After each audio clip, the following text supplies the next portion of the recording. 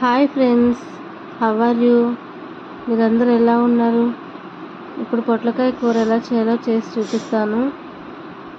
Stove మీద బాండీ పెట్టుకొని కేజీ పొట్లకాయకి 100 గ్రాములు నూనె పోసుకొని బాగా వేడెక్కాక జీలకర్ర ఆవాలు వేసుకోవాలి.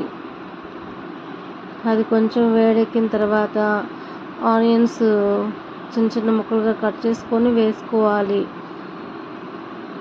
ఈ ఆనియన్స్ బ్రౌన్ కలర్ వరకు వేగిన తర్వాత మనం పొట్లకాయలని ఉప్పేసి పిండిన ఈ పొట్లకాయ ముక్కలని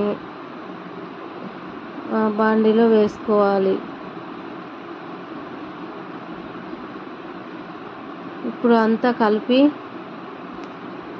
ఒక పొట్లకాయ ముక్క ఉడికేంత వరకు ఉంచి తర్వాత కొంచెం ఒక అర స్పూను పసుపు, 1 స్పూను కారము వేసి తిప్పుకోవాలి. సాల్ట్ ఆల్రెడీ ముక్కలు కోసిన వెంటనే వేసి కలిపి పిసికి నీళ్ళు తీసాం కాబట్టి సాల్ట్ తక్కువ పడుతుందండి. ఈ విధంగా చేసుకున్న తర్వాత కొంచెం ఆయిల్ పైకి వస్తుంది. ఆ విధంగా ముక్క నుంచి ఆయిల్ విడిపోయిన తర్వాత అప్పుడు కట్టేసుకొని సర్వ్ చేసుకోవడమేనండి. ఇంతేనండి. Thank you for watching.